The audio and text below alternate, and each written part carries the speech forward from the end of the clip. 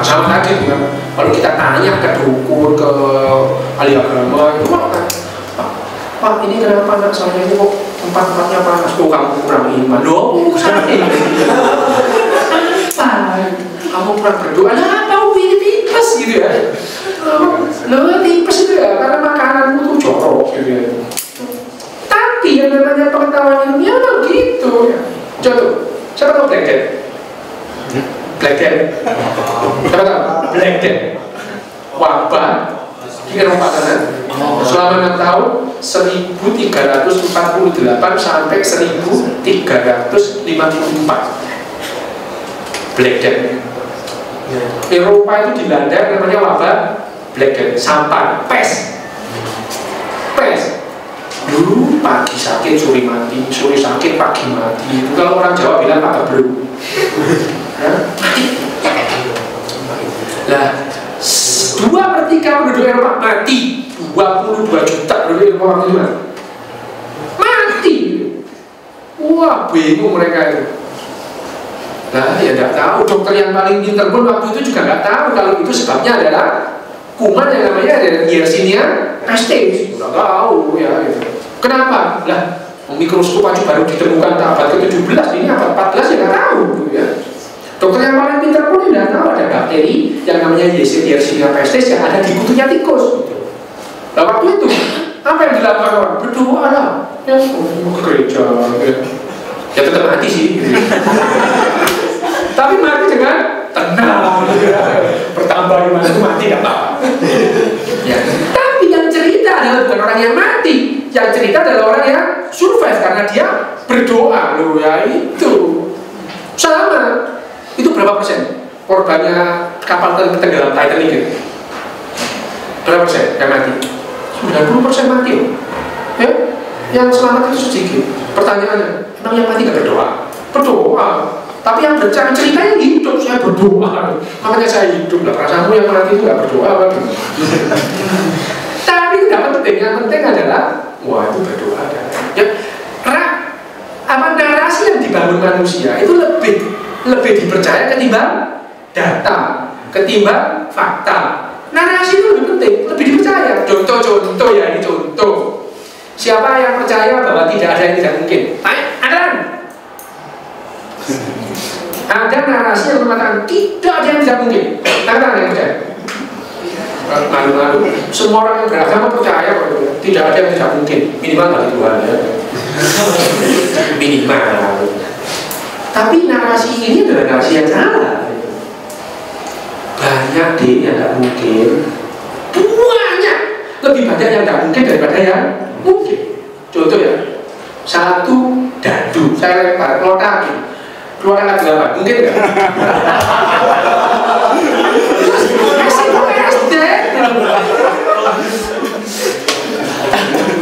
SD banyak yang nggak mungkin. Punya bapak deh, punya bapak. Maaf masih hidup. Mas, enggak. Ya. Siapa yang punya bapak masih hidup?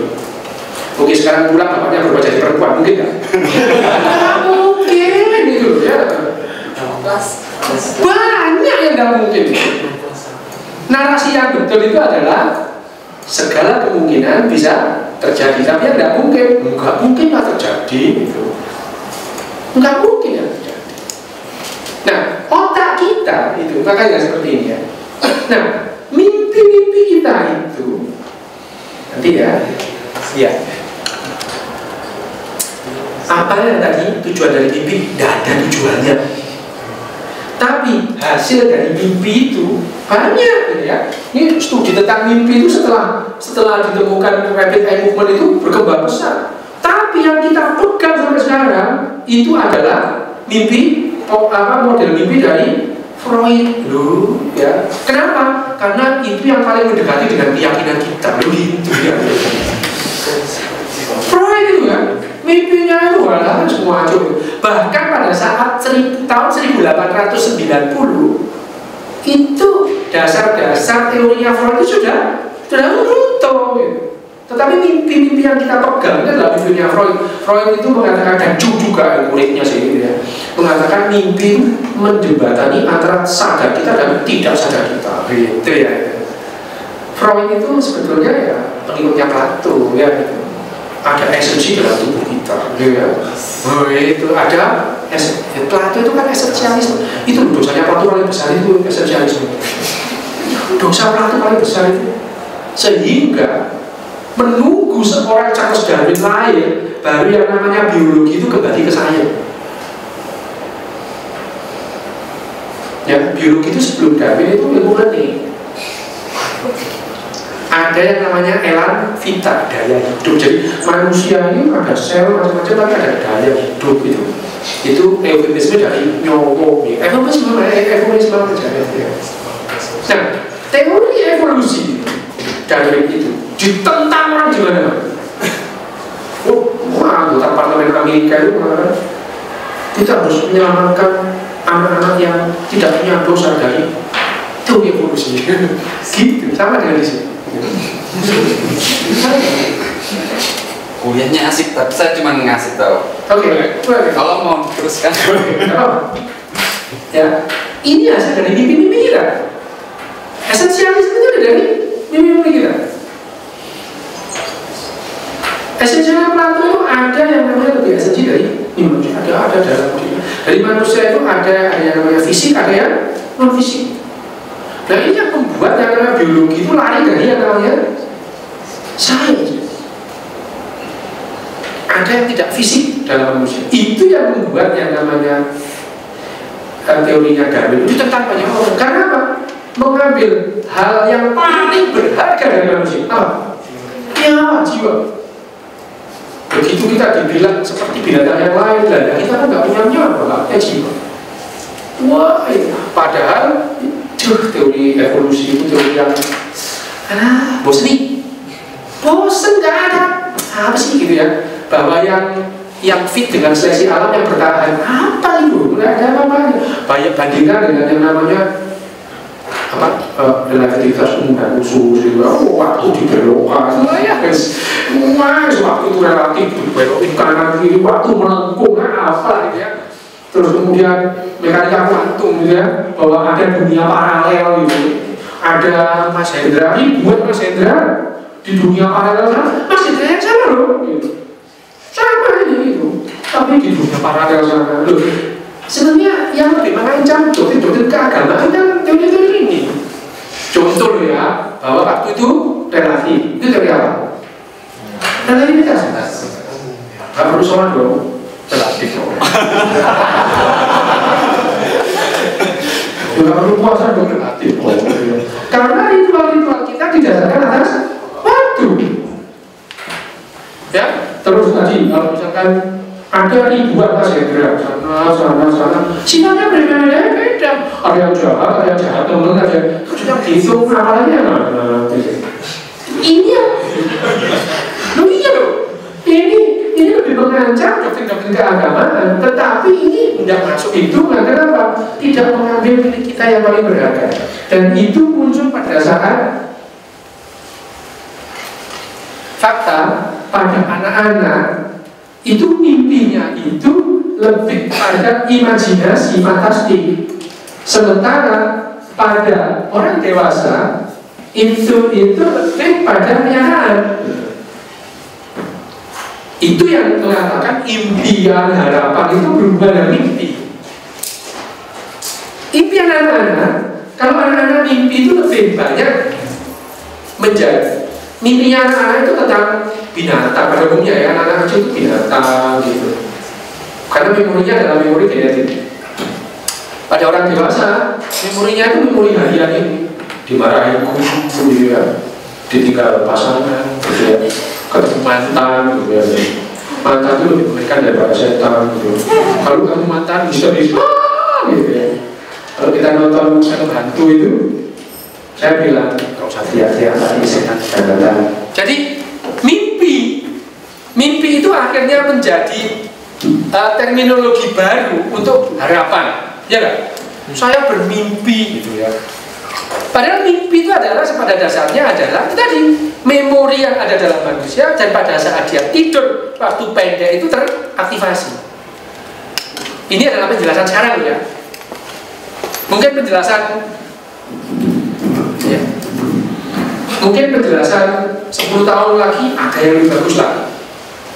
Tetapi doktrin dalam sains, doktrin ya, kalau ada penjelasan yang lebih sederhana secara ilmiah, itu yang lebih mendekati kebenaran. Ya. Mimpi tidak ada hubungannya dengan masa depan. Ada. Masa lalu iya.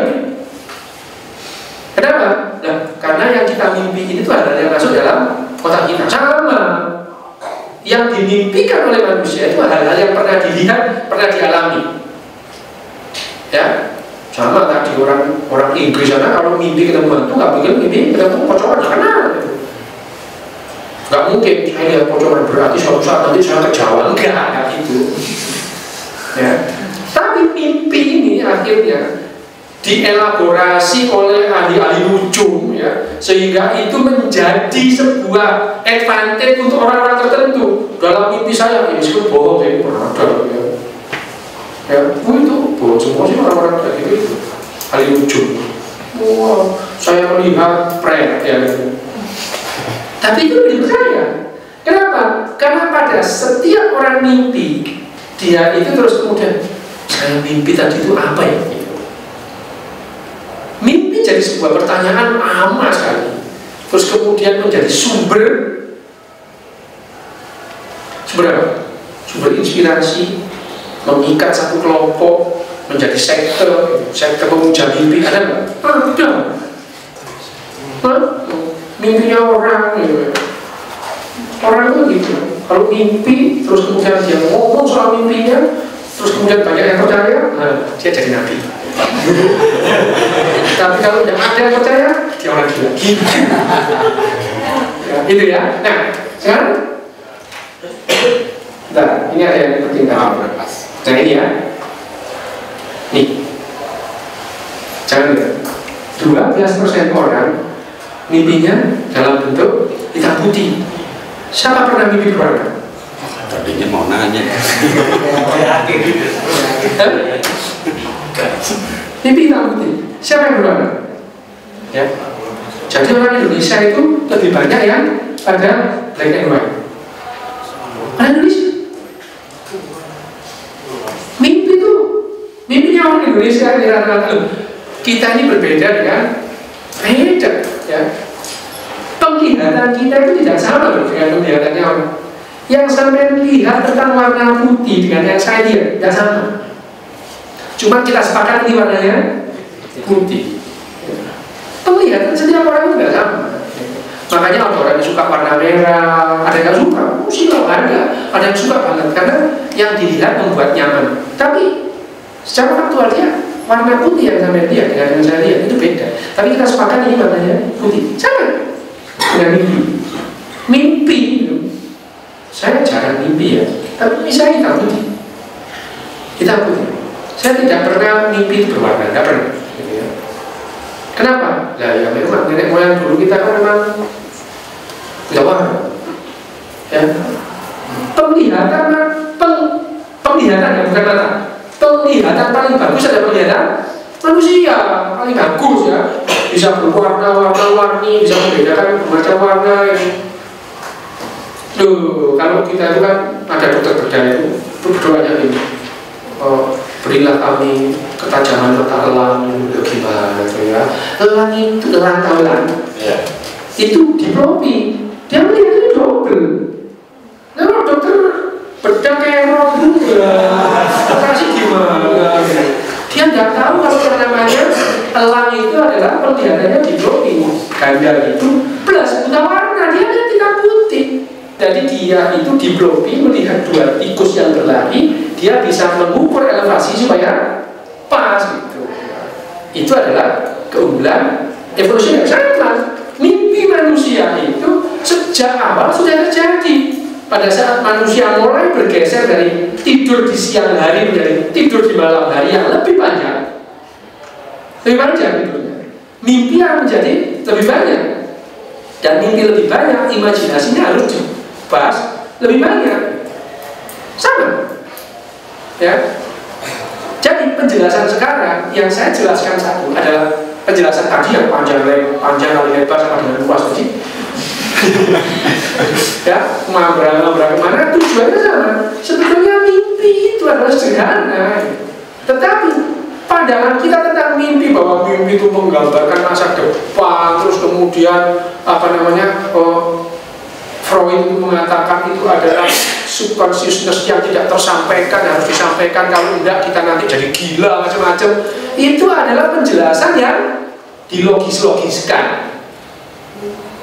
Nah, faktanya adalah mimpi itu tadi cuma seperti itu aja, ya, seperti itu aja, tidak lebih dan tidak kurang. Cuma aja mungkin nanti ada pengetahuan-pengetahuan baru yang lebih menjelaskan bagaimana mimpi itu berasal. Karena gini, pengetahuan itu didasarkan pengetahuan ilmiah ya. Kalau ada sebuah fenomena, terus kita tidak bisa menjelaskan kenapa fenomena itu terjadi, itu fenomena. Tapi kalau terus kemudian tugas kita adalah bagaimana fenomena ini bisa terjadi. Kalau sudah fenomena itu kita jelaskan, namanya pengetahuan. Kalau kita nggak tahu, ya fenomena tetap. Ya, mimpi itu lama menjadi fenomena, tetapi sekarang fakta-faktanya sesederhana tadi. Nah, lebih menjelaskan lagi nanti bisa mungkin secara seluler bagaimana ada orang yang misalkan gini. Ada nggak memori genetik? Ada. Itu yang menghasilkan yang namanya fobia. Orang lebih banyak takut kepada ular meskipun dia tidak pernah ketemu, daripada bayi itu meskipun dia anak kecil itu, lihat ular takut gitu ya. Tapi dia tidak takut sama colokan listrik. Padahal lebih bahaya colokan listrik. Karena colokan listrik itu baru dikenal beberapa generasi yang lalu. Ular itu ribuan generasi sudah kita kenal. Nah, itu yang kemudian sering muncul dalam mimpi kita. Karena itu adalah memori genetik. Tapi sekarang kita belum bisa menjelaskan kenapa memori genetik itu lebih sering muncul pada mimpi. Faktanya ada, memori genetik lebih sering muncul dalam mimpi ketimbang memori pendek. Mudah-mudahan dalam waktu dekat kita mempunyai penjelasan yang lebih bagus. Terima kasih.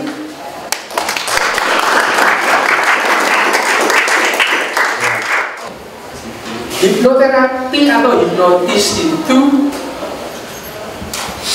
itu adalah proses sugesti yang kuat, mensugesti seseorang. Sugesti itu bisa. Sering kan kita memberi sugesti kepada teman itu, udah nggak apa-apa, sudah Tuhan merencanakan yang lebih baik. Sugesti. Padahal tahu Tuhan ya gitu. Udah. Pada saat orang disugesti terus dia bisa, itu manfaatnya. Hipnotis juga gitu. Ada orang yang bakat hipnotis, ada yang enggak. Ada orang yang dihipnotis terus kemudian ikut. Tetapi hipnotis itu nggak berubah apapun. Dia hanya merubah pandangan dalam waktu sesaat. Hipnotis dalam yang bentuk halus itu apa? Motivator itu ya. Iya. Sampai ikut-ikut sesi-sesi motivasi itu. Keluar ruangan itu kayak bisa membeli dunia. Yes. Tapi memang hidup tidak semudah cocoknya motivator gitu ya. Ya, iya itu sama. Hipnotis itu tidak mengubah apapun gitu ya. Tidak mengubah apapun. Enggak mungkin orang sakit ginjal terus kemudian hipnotis ginjalnya sembuh. Wah, gendeng aja gitu. Tidak mungkin. Tidak mungkin. Tetapi karena ada doktrin tidak ada yang tidak mungkin. Nah itu lakulah orang-orang kayak gini. Ya. Hipnotis itu hanya mengubah orang dalam waktu pendek. Hipnoterapi, hipnotis itu memanipulasi atau membaca otak rasional manusia dengan cara memanipulasi otak emosional. Itu dibaca. Itu terjadi sering itu. Dalam kehidupan sehari-hari itu rasional kita sering dibaca oleh emosional. Sering dibaca. Ya. Dan itu yang membuat kita happy gitu ya. Kalau kita rasional kita sedih terus. Kita itu lebih baik yakin daripada tahu. Sumpah. Ya. Seorang istri itu lebih baik yakin suaminya baik-baik di luar daripada dia tahu kelakuannya gimana. Beneran gitu. Bisa bunuh diri gitu. Ya. Itu pentingnya. Sugesti itu penting. Suami saya orang baik, itu mensugesti diri sendiri. self hipnotis gitu. Self penting. Nah, hipnoterapi itu seperti itu. Ya mati sih sebetulnya orang tetap aja ya. Orang sakit di hipnoterapi, terus kemudian pulang, terus saya merasa lebih baik, besok mati. Nggak apa-apa, gitu ya.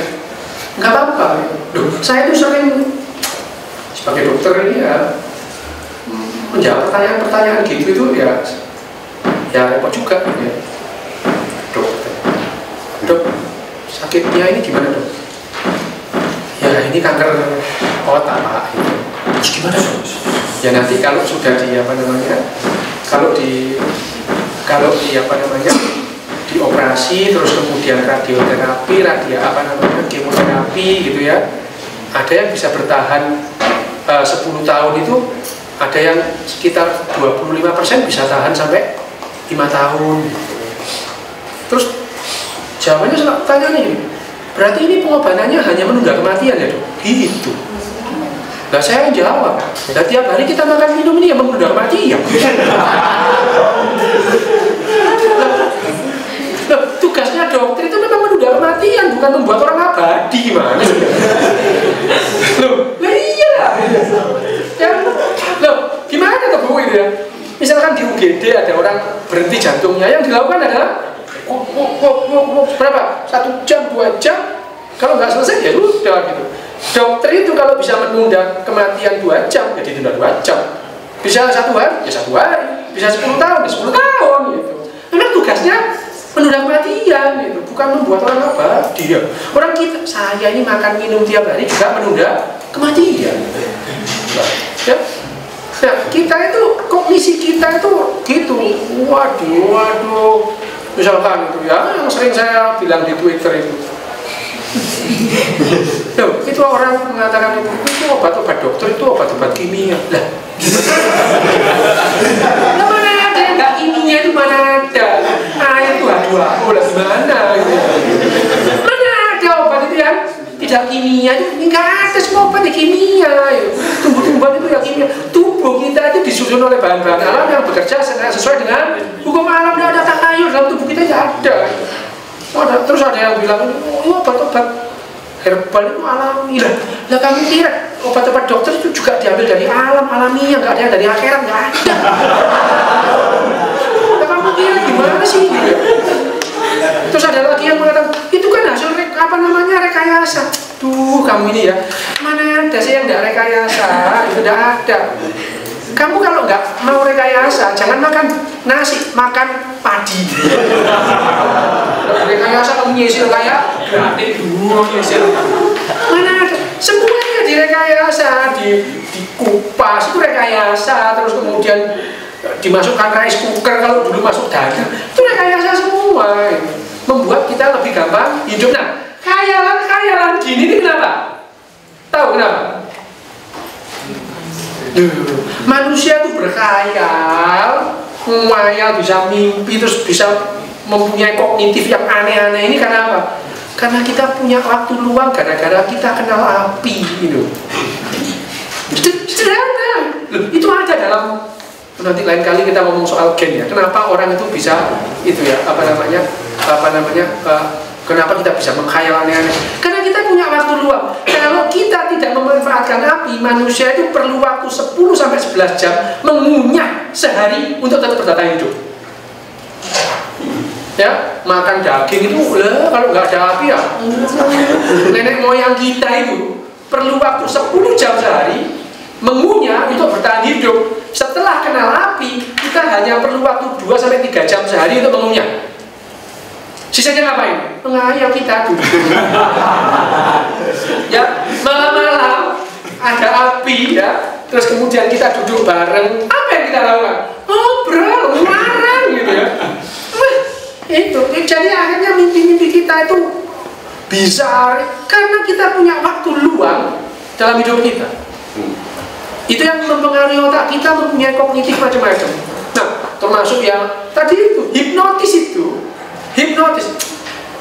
yang agak waktu jangka lama. Hipnotis itu ada waktunya. Kalau hipnotis itu jangka pendek ya, motivator itu jangka pendek. Ada yang jangka panjang, jangka menengah. Apa? Brainwash. Brainwash itu mulai dikenal dunia itu pada saat perang Korea. Loh, pasukan-pasukan Amerika yang ditahan Korea itu, ya ditahan orang-orang Korea itu, begitu dibebaskan itu, dia menyanyikan puja-puji terhadap pemimpin-pemimpin komunis itu. Kok bisa ya? Ya sama sih kan. Enggak jadi sih. Banyak yang tersinggung. Pertanyaan berikutnya. Iya, tanya berikutnya. Sleep paralysis ya, sleep paralysis. Indian. Itu, nah itu begitu fase REM itu kan apa REM tadi otot-ototnya enggak. Nah kemudian langsung dia sadar gitu. Sadar pada saat motoriknya, otak motoriknya belum bekerja, dia udah melek. Wah, enggak, enggak bisa gerak. Dan hampir selalu itu disertai dengan suara yang enggak jelas, pandangan yang kabur tentang sesuatu yang dilihat, halusinasi lah itu. Hampir selalu. Ketindihan itu pada saat bangun hampir selalu dengan disertai halusinasi auditori dan halusinasi visual. Selalu, hampir selalu. Jadi pada saat itu dia melihat sesuatu yang nggak ada sih gitu. Dia mendengar sesuatu juga yang nggak ada. Itu namanya sleep paralysis. Sederhana gitu. Tapi kalau orang Jawa itu kamu jangan tidur di bawah beranda gitu ya. Tuh apa namanya kuda-kuda itu. Nah, dan biasanya seringkali kamu kekenyangan tidurnya. Itu yang menjelaskan orang habis sahur itu tidur sering tindihan. Siapa yang sering tindihan pada saat sahur? Iya ya, sahur ini makanya ngaji ya sahur.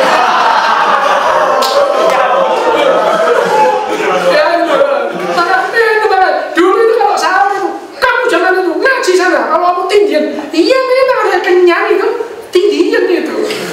Tindihan itu penjelasan itu sederhana sih penjelasannya. Habis sahur itu, tindihan gitu ya. Makanya ngaji gitu ya. Padahal ya ada urusan sama ngaji ya. Oke? Ada lagi enggak? Oke. Itu sudah diteliti tentang somnambulisme itu. Jadi bukan mimpi. Bukan mimpi. Bukan somnambulisme itu enggak sadar loh dia. Nah, tidak masuk dalam memorinya. Ya. Itu yang terjadi pada orang yang keluar kawat gitu ya. Iya, perutnya keluar kawat itu menderita somnambulisme sebetulnya dia. Dia memasukkan kawatnya tapi nggak ingat dia. Jadi itu di fase apa? Apa? Di fase. Pada umumnya dia pada saat fase delta. Pada fase deep sleep yang 4 gitu ya. Keempat deep sleep. Tapi fase 4 itu dia masih bisa loh gerak tangannya itu, ya, gitu ya. Masa ngaji-ngaji, gitu ya.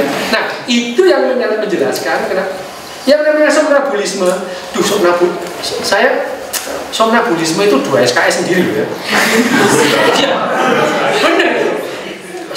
Menjelaskan neuroscience tentang somnambulisme itu 2 SKS sendiri itu banyak yang terlibat. Tapi hanya somnambulisme itu tidak pernah terjadi pada fase REM. Tidak pernah. Itu sudah diteliti pernah ya. Tapi somnambulisme lah tidur berjalan itu tidak pernah masuk dalam, sehingga orang tidur berjalan itu tidak pernah ingat, tidak pernah masuk memori. Karena memori itu aktif hanya pada saat REM. Ya, tidak ingat. Gitu ya. Kenapa capek? Capek itu ya, sebetulnya capek dan fatigue gitu ya. Itu berbeda. Ya, berbeda. Kalau fatigue itu betul-betul otot-otot kita itu tidak kuat lagi ya. Ada kan orang mengangkat akhirnya udah lemes, sudah nggak bisa. Kalau capek itu beda. Males aja sih sebetulnya. Ya, capek itu. Jadi tidur, kalau kelamaan tidur capek, bener gak? Coba tidur mulai jam 9 malam sampai besok jam 6 sore, capek. Capek. Itu yang namanya capeknya orang kebanyakan tidur itu mekanismenya sama dengan jet lag. Nah, ini panjang lagi penjelasannya tentang sirkadian. Kalau sirkadian itu kita ngomong lama ya. Sirkadian nanti deh, kapan-kapan. Sambil makan. Sambil makan. Jadi siklus sirkadian kita, sirkadian itu artinya, arti harfiahnya itu mendekati 1 hari. Jadi satu siklus kita itu bukan 24 jam ansih ya. Ada lebih, ada kurang sedikit. Ya. Nah, itu jam itu ada dalam tubuhmu, ada dalam otakmu. Ada. Kalau sekarang kamu tidur jam 8, besok jam 5 pagi bangun, sekarang lusa tetap jam 5 bangun. Oh, gimana? Seperti ada yang bangunkan. Itu adalah ya biological clock. Nah, biological clock itu kita itu manusia itu hanya untuk hal-hal penting gitu ya. Laper gitu ya. Bangun, ngantuk itu hal penting. Yang nggak penting ya gini nih, jam berapa? Jam 18, 17 juga penting banget gitu ya. Penting banget. Nah, manusia ini hanya memodulasi hal-hal yang penting untuk kehidupannya dia itu. Ya, kalkulus. Aku tanya, coba yang jaga Alfamart itu kira-kira lulusan SMA Anda? Pernah nggak dia belajar kalkulus? Pernah. Siapa yang misalkan ya pegawai bank itu yang lulusan dari Institut Perbankan Bogor itu?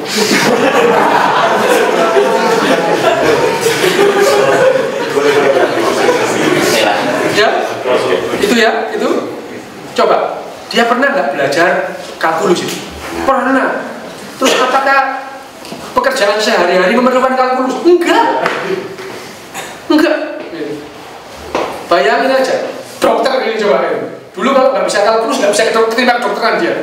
Terus sekarang apa kedokteran yang pakai kalkulus? Nggak ada. Bayangin aja kehidupan kita kayak gini ya.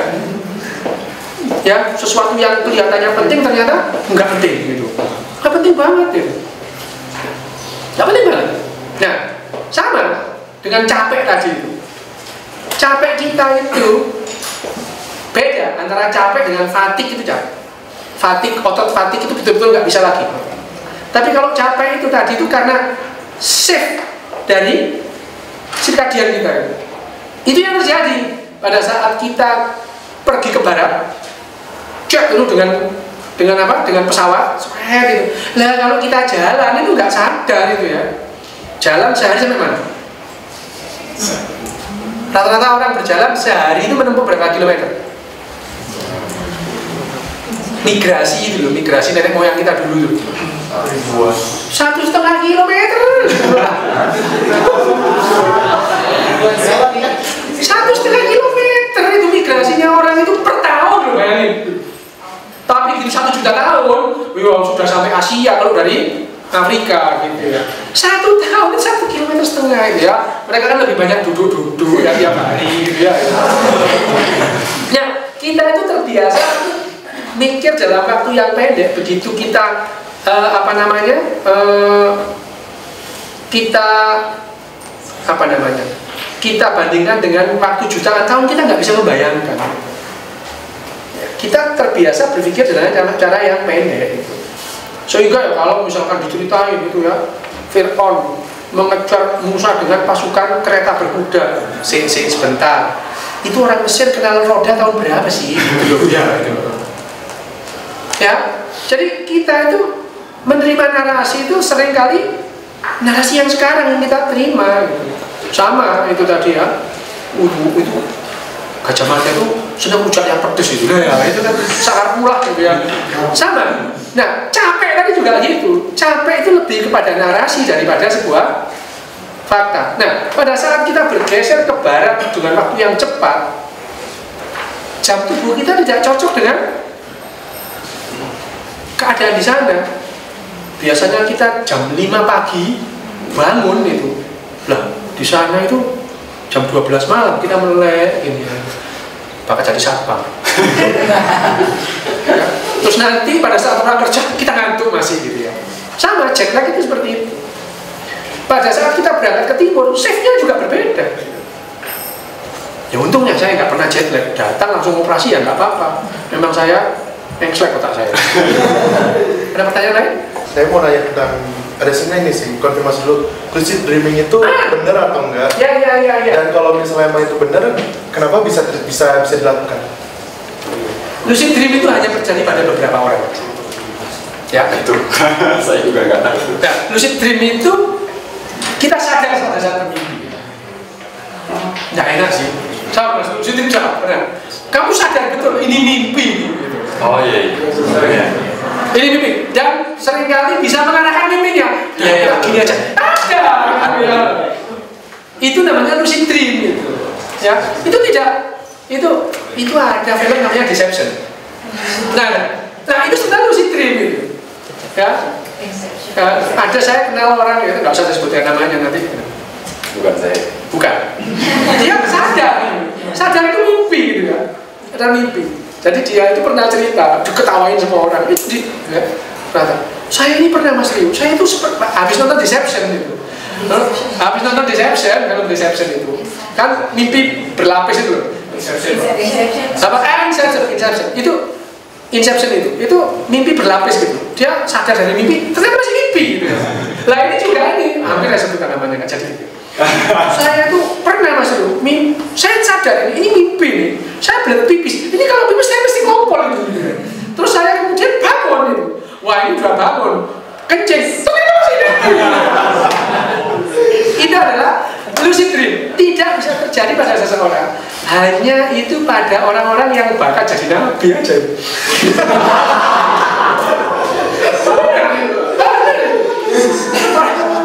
Orang-orang yang bakat jadi nabi.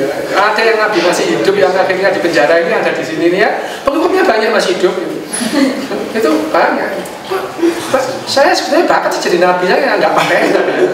Saya kalau mimpi itu tadi itu. Waduh, mimpi saya ini yang namanya kualitasnya rendah banget lah pokoknya itu.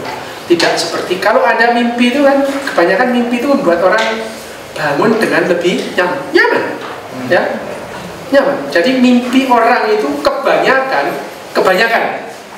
ya. Lah kita itu tiap individu itu nggak sama ya.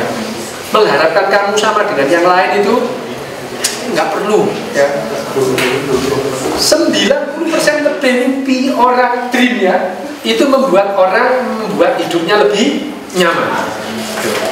Hanya 10% orang mimpi itu nggak nyaman banget gitu ya. Waduh salah gitu ya. Dan pada seorang seperti itu akhirnya berharap untuk tidak mimpi. Gampang sih, obatnya itu ada. Tuh nanti ada. Ya sebentar. Mana ya?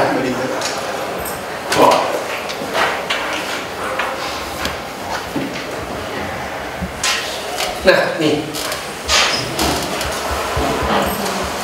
Mau inhibitor, antidepresan itu multi amin oksidator ya, mau inhibitor, terus kemudian ini ya, antidepresan yang lama-lama seperti apa dia, spam, barbituran gitu ya,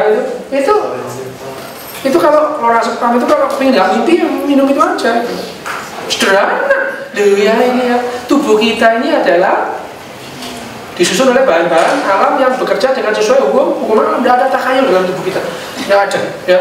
Misalkan ya, tubuh kita disusun karbon, hidrogen, oksigen ya, ada natrium, ada kalium. Lo tidak usah rame-rame, kalium kita atau natrium kita itu diturunkan, serumnya itu di bawah 120, nggak sadar kamu, nggak sadar. Manusia itu tidak punya yang namanya free will, itu nggak ada. Terima kasih. Terima kasih kita.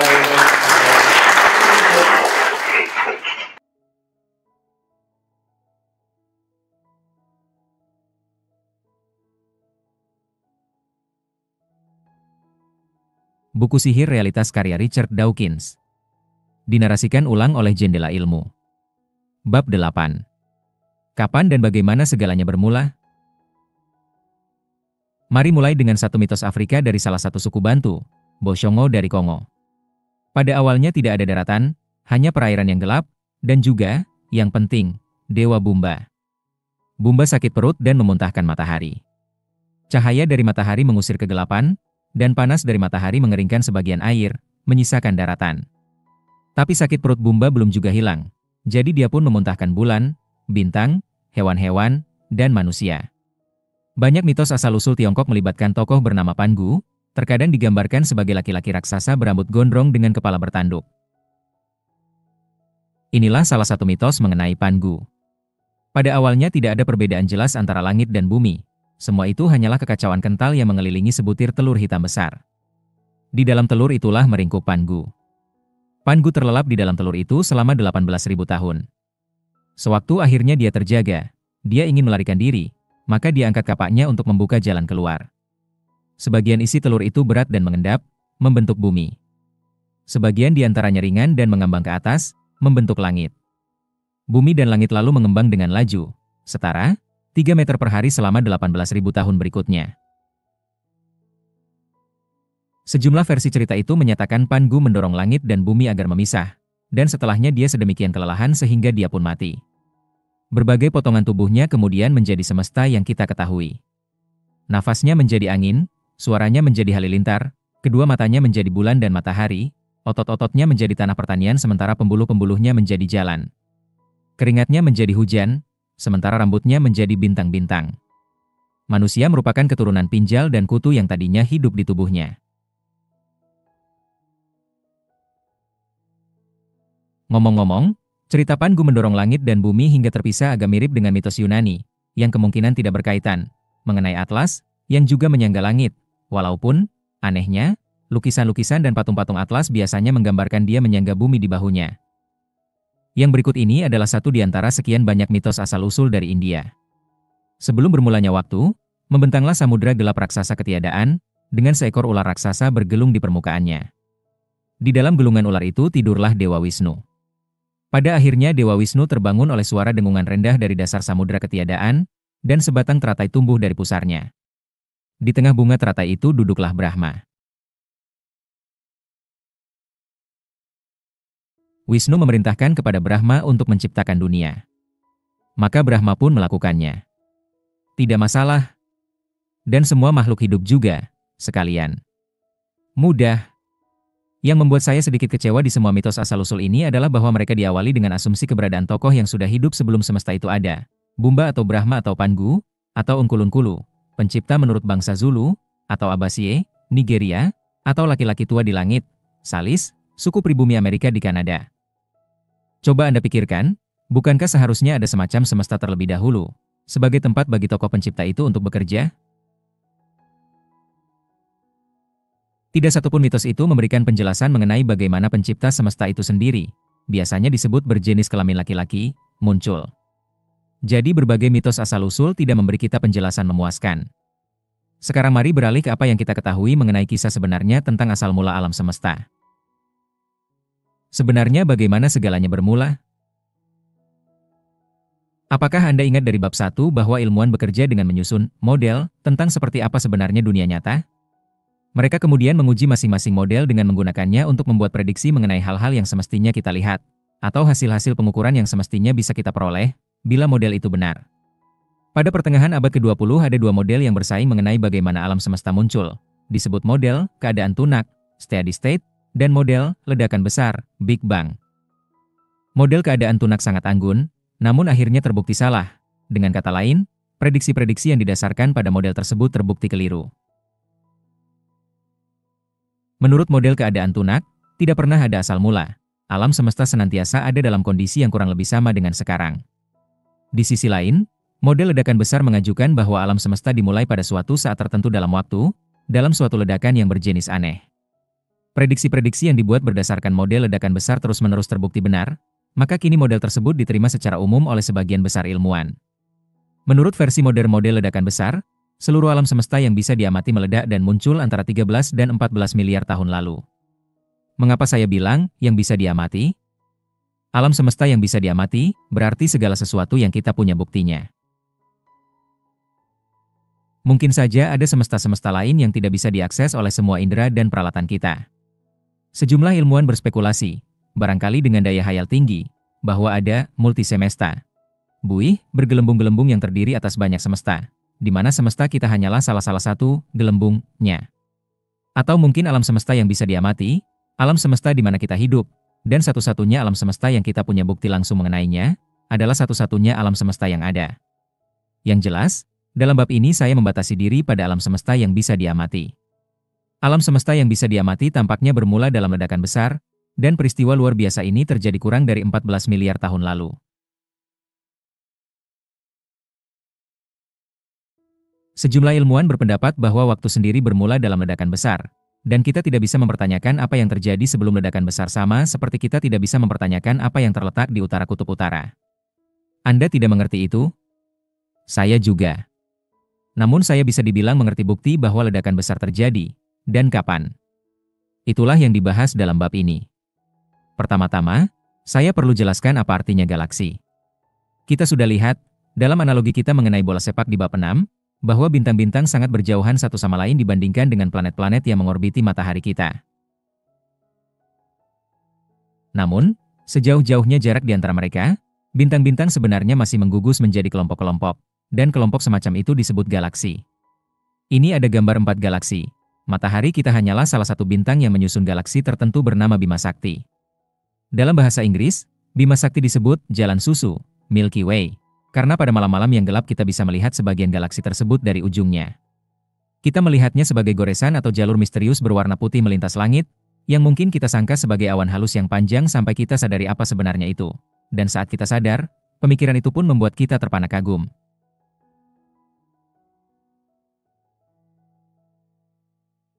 Karena kita berada di galaksi Bima Sakti, kita tidak akan pernah bisa melihat keseluruhan kegemilangannya. Namun di atas adalah gambaran seniman mengenai Bima Sakti jika dilihat dari sebelah luar, dengan tanda yang menunjukkan posisi kita. Posisi kita ditandai sebagai matahari, karena dalam skala ini tidak ada jarak berarti antara matahari dan planet-planetnya. Dan ini ada foto, kanan. Bukan buatan seniman melainkan foto betulan yang diambil melalui teleskop, ratusan galaksi, yang masing-masing merupakan segugus besar miliaran bintang, seperti Bima Sakti kita. Saya tidak bisa tidak terkagum-kagum setiap kali saya melihat foto ini. Memikirkan bahwa setiap bercak kecil sinar itu adalah galaksi utuh, sebanding dengan Bima Sakti.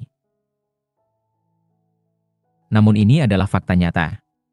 Alam semesta kita yang bisa diamati, adalah tempat yang teramat besar. Poin penting berikutnya adalah ini. Kita bisa mengukur seberapa jauh masing-masing galaksi dari kita. Bagaimana caranya?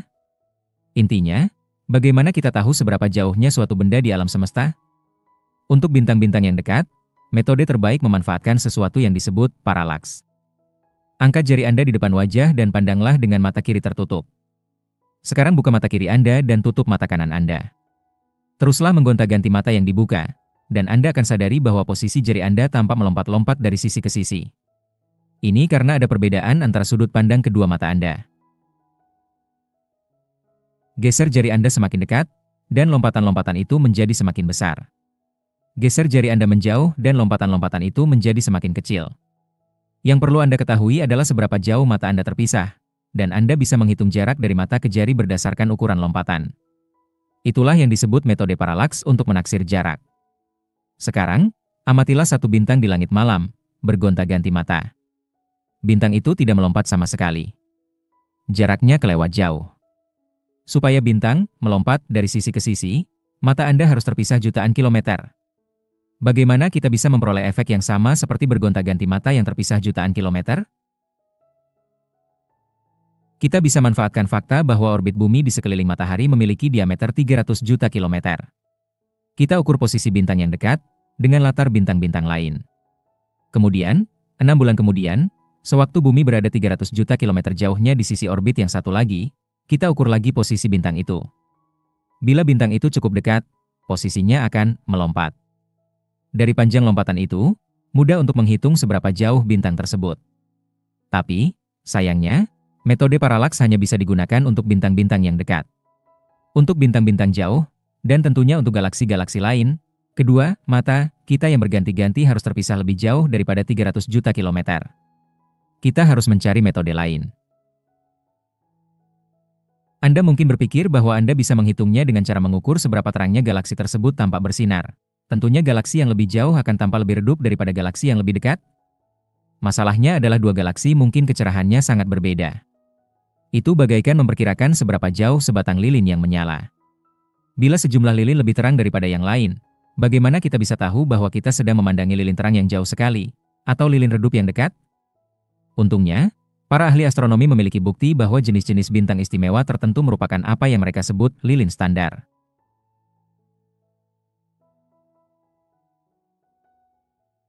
Mereka cukup paham mengenai apa yang terjadi dalam bintang-bintang itu untuk mengetahui seberapa terang bintang-bintang tersebut, bukan berdasarkan penglihatan mata kita, melainkan kecerahan bintang-bintang itu sesungguhnya, intensitas cahaya, atau mungkin sinar X atau jenis radiasi lain yang bisa kita ukur, sebelum memulai perjalanan panjangnya menuju teleskop-teleskop kita. Mereka juga tahu bagaimana mengidentifikasi lilin-lilin istimewa ini. Maka, asalkan mereka bisa menemukan setidaknya salah satu bintang semacam itu dalam satu galaksi, para ahli astronomi bisa menggunakannya dengan bantuan perhitungan-perhitungan matematis yang mantap untuk memperkirakan seberapa jauh galaksi tersebut. Maka kita punya metode paralaks untuk mengukur jarak yang sangat pendek, dan ada tangga, berbagai macam lilin standar yang bisa kita gunakan untuk mengukur kisaran jarak yang semakin jauh, merentang bahkan sampai ke galaksi-galaksi yang teramat jauh. Pelangi dan ingsutan merah. Oke, jadi kita sekarang tahu galaksi itu apa, dan bagaimana menghitung jaraknya dari kita. Untuk langkah berikutnya dalam argumen ini, kita perlu memanfaatkan spektrum cahaya, yang sudah kita temui di bab 7 mengenai pelangi. Saya pernah diminta menyumbangkan satu bab untuk buku berisi nominasi temuan terpenting yang diajukan para ilmuwan yang diundang. Menyenangkan, namun saya agak terlambat sehingga semua temuan yang gamblang sudah keburu disambar orang.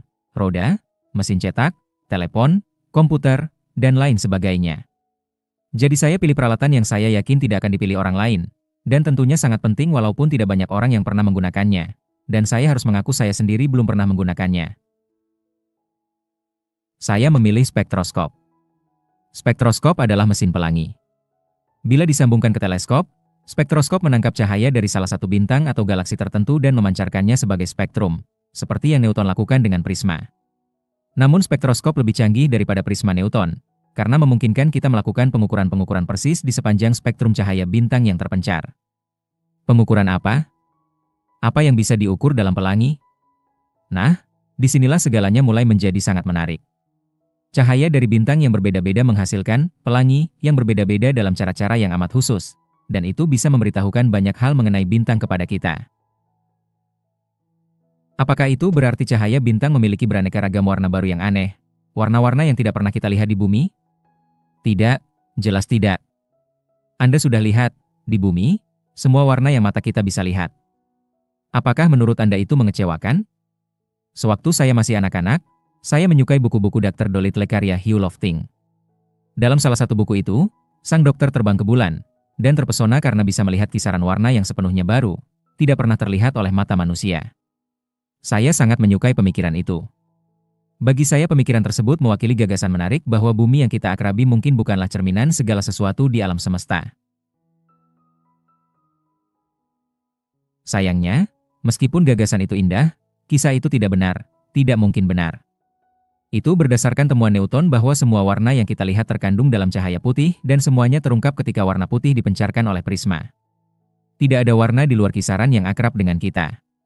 Seniman mungkin menyajikan berbagai nuansa dan semburat warna, namun semuanya adalah kombinasi warna-warna komponen dasar cahaya putih. Warna-warna yang kita lihat di dalam kepala kita hanyalah label-label yang dibuat oleh otak guna mengidentifikasi cahaya dengan panjang gelombang berbeda-beda. Kita sudah menjumpai kisaran lengkap panjang gelombang di bumi sini. Bulan maupun bintang tak lagi punya kejutan-kejutan yang bisa mereka tawarkan dalam perihal warna. Sedihnya. Jadi apa yang saya maksudkan sewaktu saya katakan bahwa bintang yang berbeda-beda menghasilkan pelangi yang berbeda-beda, dengan perbedaan yang bisa kita ukur menggunakan spektroskop? Ya, ternyata ketika cahaya bintang dipisah-pisahkan oleh spektroskop, pola-pola aneh berupa garis-garis hitam tipis muncul di tempat-tempat yang amat tertentu di sepanjang spektrum. Atau terkadang garis-garis itu bukan hitam melainkan berwarna, dan warna latarnya adalah hitam. Perbedaan yang sebentar lagi akan saya jelaskan. Pola garis-garis itu terlihat seperti kode batang, mirip kode batang yang kita lihat pada benda-benda yang kita beli di toko untuk identifikasi di kasir. Bintang yang berbeda-beda memiliki pelangi yang sama namun pola garis yang berbeda-beda di sepanjang pelangi itu. Dan pola ini memang semacam kode batang, sebab mengandung banyak informasi mengenai bintang itu dan apa bahan penyusunnya. Tidak hanya cahaya bintang yang menunjukkan garis-garis kode batang.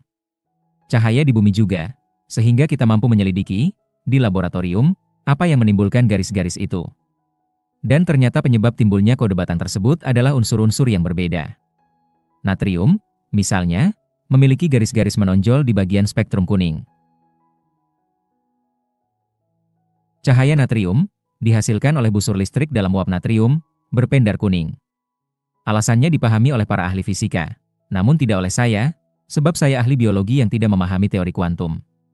Sewaktu saya bersekolah di kota Salisbury di Inggris Selatan, saya ingat betapa sangat terpikatnya saya akan pemandangan janggal berupa topi sekolah merah terang saya di bawah sorotan cahaya kuning lampu jalan. Topi saya tidak lagi terlihat merah, melainkan coklat kekuningan. Demikian pula bus tingkat yang merah terang. Alasannya sebagai berikut. Seperti banyak kota Inggris pada masa itu, Salisbury menggunakan lampu uap natrium untuk penerangan jalan. Lampu macam itu memancarkan cahaya hanya di wilayah sempit spektrum yang tercakup oleh garis-garis khas natrium, dan garis-garis paling terang natrium ada di wilayah kuning.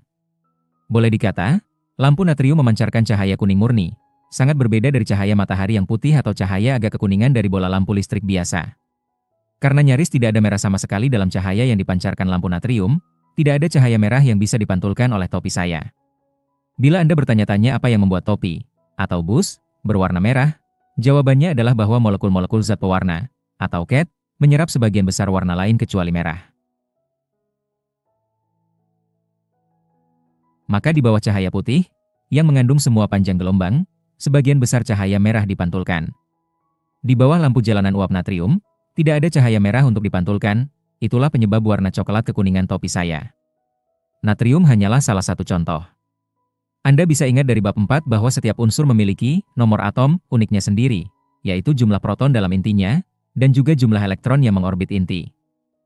Ya, karena alasan-alasan yang berkaitan dengan orbit-orbit elektron-elektronnya, setiap unsur juga memiliki efek unik terhadap sinar.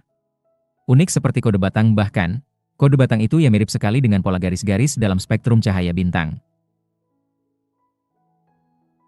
Kita bisa tahu yang mana di antara 92 unsur yang terdapat secara alami yang ada di suatu bintang dengan cara memisah-misahkan cahaya bintang di dalam spektroskop dan mengamati garis-garis kode batang di dalam spektrumnya.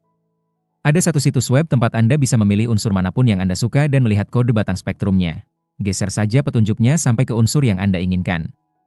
Unsur-unsur itu disusun berdasarkan nomor atom, dari hidrogen dan seterusnya. Misalnya, di atas adalah gambar untuk hidrogen, unsur 1, sebab hidrogen hanya punya satu proton. Ingat. Anda akan melihat bahwa hidrogen menghasilkan 4 batang, satu di bagian ungu spektrum, satu di bagian biru gelap, satu di biru pucat, dan satu di merah. Panjang gelombang warna yang berbeda-beda dicantumkan di sebelah atas. Guna memahami gambar-gambar di situs web itu, kita harus perjelas dulu sepasang rincian yang bisa jadi membingungkan.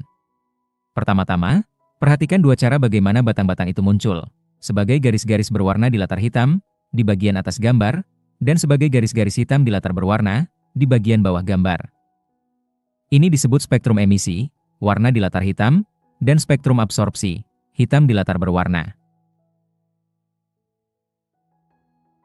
Mana yang Anda dapat bergantung kepada apakah unsur yang dimaksud memendarkan sinar, seperti bila unsur natrium berpendar dalam lampu jalan natrium, atau menghalangi sinar, seperti yang sering terjadi sewaktu suatu unsur ada di dalam bintang. Saya tidak akan ambil pusing dengan perbedaan itu. Poin pentingnya adalah batang-batang itu muncul di tempat-tempat yang sama di sepanjang spektrum pada kedua kasus. Pola batang kode sama saja, untuk unsur tertentu manapun, terlepas dari apakah garis-garisnya hitam atau berwarna. Rincian rumit lainnya adalah sejumlah batang jauh lebih menonjol daripada yang lainnya. Sewaktu mengamati cahaya dari bintang dengan spektroskop, kita biasanya hanya melihat batang-batang yang sangat menonjol. Namun situs web tersebut menunjukkan semua garis kepada kita, termasuk yang kabur, yang mungkin terlihat di laboratorium namun biasanya tidak terlihat di cahaya bintang. Natrium adalah contoh yang bagus. Demi kepraktisan, cahaya natrium adalah kuning dan batang-batangnya yang menonjol tampak di bagian kuning spektrum. Anda bisa lupakan batang-batang yang lain meskipun keberadaan mereka menarik, karena mereka membuat pola-pola itu terlihat semakin mirip kode batang. Inilah spektrum emisi natrium, dengan hanya 3 garis kode batang terkuat yang ditunjukkan. Anda bisa lihat bagaimana kuning mendominasi jadi, karena setiap unsur memiliki pola kode batang berbeda, kita bisa amati cahaya dari bintang apapun dan mengetahui unsur-unsur apa saja yang ada di bintang tersebut. Memang itu cukup pelik karena kode batang beberapa unsur berbeda mungkin bercampur baur. Namun ada cara memilah-milahnya. Betapa menakjubkan alat yang bernama spektroskop itu. Masih ada yang lebih keren lagi. Spektrum natrium di dasar halaman sebelah adalah apa yang akan Anda lihat bila Anda mengamati cahaya dari lampu jalanan Salisbury, atau dari bintang yang tidak terlalu jauh. Sebagian besar bintang yang kita lihat, misalnya, bintang-bintang di rasi zodiak yang terkenal, terletak di galaksi kita sendiri. Dan gambar spektrum cahaya natrium yang ditunjukkan di sini adalah apa yang Anda lihat bila Anda mengamati yang mana saja di antara bintang-bintang itu. Namun bila Anda mengamati spektrum natrium dari bintang di galaksi berbeda, gambar yang Anda peroleh berbeda secara menarik. Di sebelah atas halaman ini ada pola kode batang cahaya natrium di 3 tempat berbeda, di bumi, atau dari bintang yang dekat, dari bintang yang jauh di galaksi yang dekat, dan dari galaksi yang sangat jauh. Pertama-tama amatilah pola kode batang cahaya natrium dari galaksi yang jauh, gambar sebelah bawah, dan bandingkan dengan kode batang yang dihasilkan oleh cahaya natrium di bumi, gambar sebelah atas. Anda bisa lihat pola batang yang sama, berjarak sama. Namun seluruh pola itu bergeser ke arah ujung merah spektrum. Bagaimana kita bisa tahu bahwa unsur itu tetap natrium? Jawabannya adalah karena pola jarak antara batang-batang itu tetap sama. Itu belum tampak meyakinkan bila hanya terjadi pada natrium. Namun hal yang sama terjadi pada semua unsur. Di setiap kasus kita melihat pola jarak yang sama, khas untuk unsur bersangkutan, namun bergeser bersama-sama di sepanjang spektrum menuju ujung merah. Terlebih lagi, untuk galaksi manapun, semua kode batang bergeser dengan jarak yang sama di sepanjang spektrum.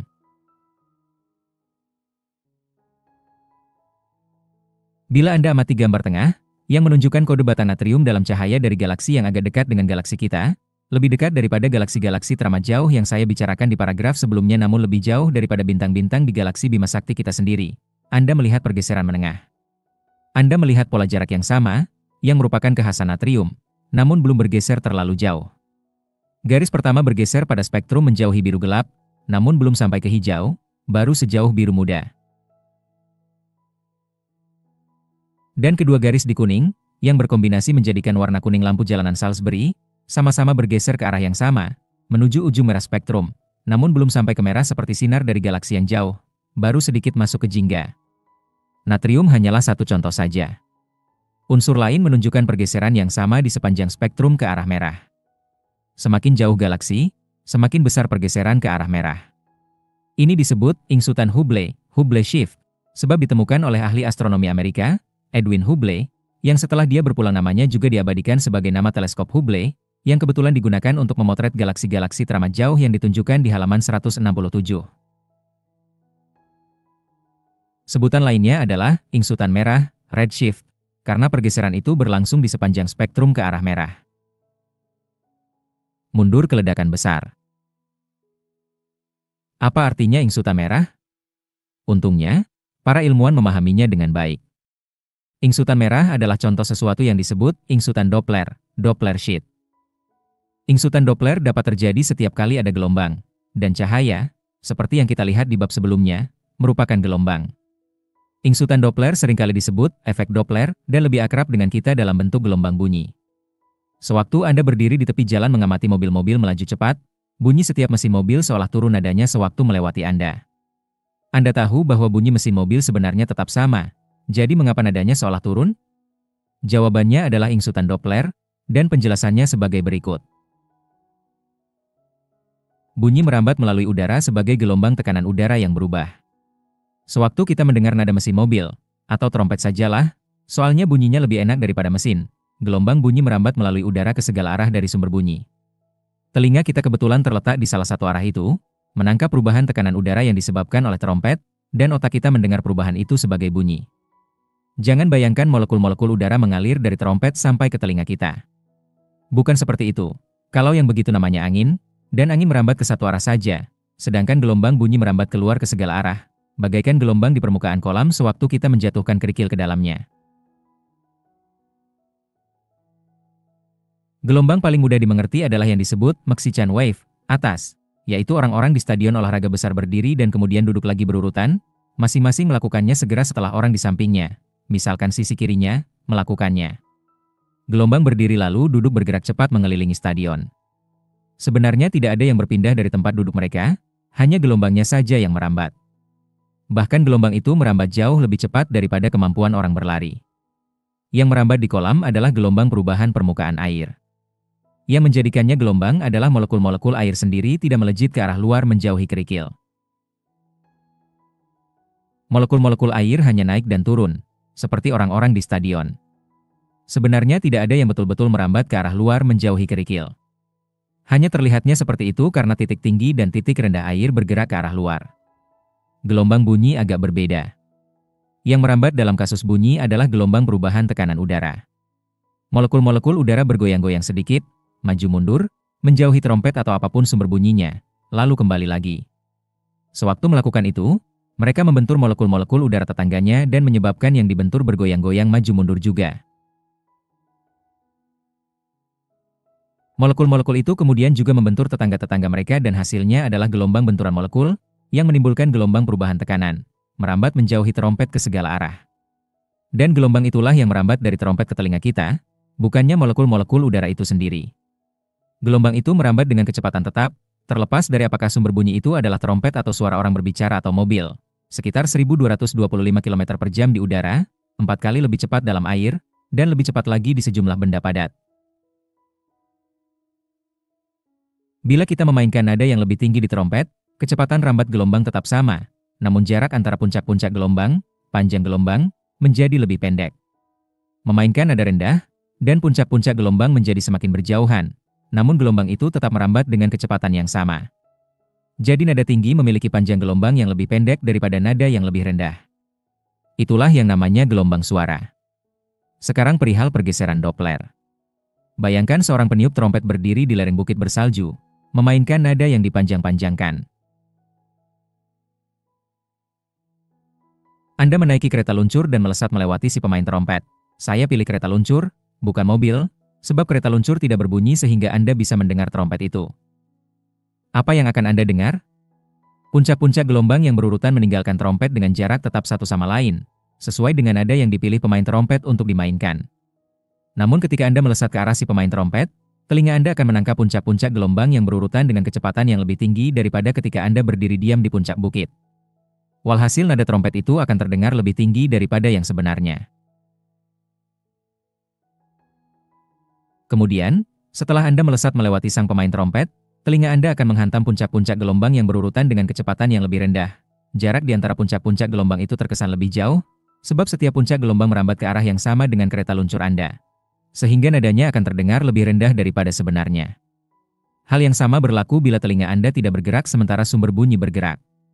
Konon, saya tidak tahu benar atau tidak, tapi ceritanya bagus. Christian Doppler, sang ilmuwan Austria yang menemukan efek ini, menyewa sekelompok pemain alat tiup untuk bermain di gerbong kereta terbuka, guna menunjukkan ingsutan Doppler. Lagu yang dimainkan band itu mendadak merosot ke kunci yang lebih rendah sewaktu kereta melewati hadirin yang terkagum-kagum. Gelombang cahaya beda lagi, tidak mirip Mexican wave dan tidak mirip gelombang bunyi. Namun gelombang bunyi memiliki efek Doppler versinya sendiri. Ingatlah bahwa ujung merah spektrum memiliki panjang gelombang yang lebih besar daripada ujung biru, dengan hijau di tengah-tengah. Anggaplah semua pemain band di gerbong kereta Christian Doppler mengenakan seragam kuning. Sewaktu kereta melesat ke arah Anda, mata Anda menangkap puncak-puncak gelombang dengan kecepatan lebih tinggi daripada seandainya kereta itu diam saja. Jadi ada sedikit pergeseran warna seragam menuju bagian hijau di spektrum. Nah, sewaktu kereta bergerak melewati Anda dan kemudian menjauhi Anda, yang sebaliknya terjadi, dan seragam anggota-anggota band terlihat sedikit lebih merah. Hanya ada satu hal yang salah dengan ilustrasi ini. Agar Anda mengamati ingsutan biru atau ingsutan merah, kereta itu harus bergerak dengan kecepatan jutaan kilometer per jam. Tidak ada kereta yang bisa bergerak cukup cepat agar efek Doppler pada warna terlihat. Namun galaksi-galaksi melakukannya. Pergeseran spektrum ke arah ujung merah, yang bisa Anda lihat dengan jelas pada posisi garis-garis kode bata natrium di gambar halaman 172, menunjukkan bahwa galaksi-galaksi yang sangat jauh bergerak menjauhi kita dengan kecepatan ratusan juta kilometer per jam. Dan semakin jauh letak mereka, seperti yang diukur dengan lilin-lilin standar yang saya sebutkan di atas, semakin cepat mereka bergerak menjauhi kita. Semakin besar ingsutan merahnya, semua galaksi di alam semesta melesat menjauhi satu sama lain, yang berarti mereka juga menjauh dari kita. Tidak peduli ke arah mana Anda bidikan teleskop Anda, galaksi-galaksi yang lebih jauh bergerak menjauhi kita, dan satu sama lain, dengan kecepatan yang terus meningkat. Seluruh alam semesta, seluruh ruang itu sendiri, mengembang dengan laju kolosal. Kalau demikian, Anda mungkin bertanya, mengapa ruang tampak mengembang hanya di level galaksi? Mengapa bintang-bintang di dalam satu galaksi tidak saling menjauh? Mengapa Anda dan saya tidak saling menjauh?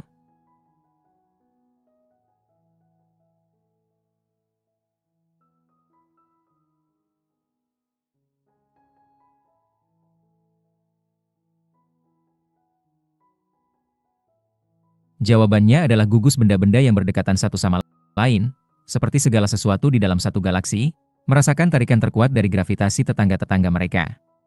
Ini menjaga mereka tetap bersama-sama, sementara benda-benda jauh, galaksi-galaksi lain, menjauh seiring pengembangan alam semesta. Nah, ini ada sesuatu yang menakjubkan. Para ahli astronomi telah mengamati pengembangan itu dan menyelidiki sampai jauh ke masa lalu.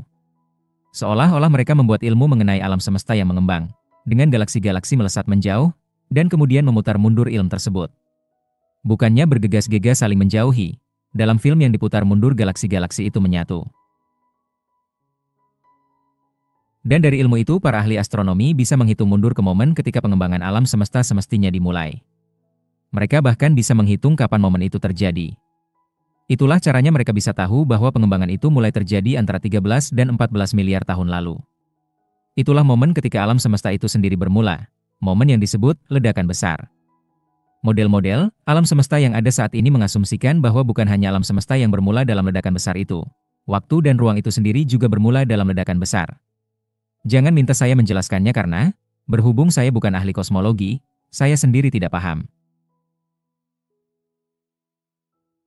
Namun sekarang barangkali Anda bisa paham mengapa saya menominasikan spektroskop sebagai salah satu temuan terpenting dalam sejarah. Pelangi bukan hanya indah untuk dilihat. Pelangi juga memberitahukan kepada kita kapan segala sesuatu bermula, termasuk waktu dan ruang. Bagi saya, itu membuat pelangi lebih indah lagi.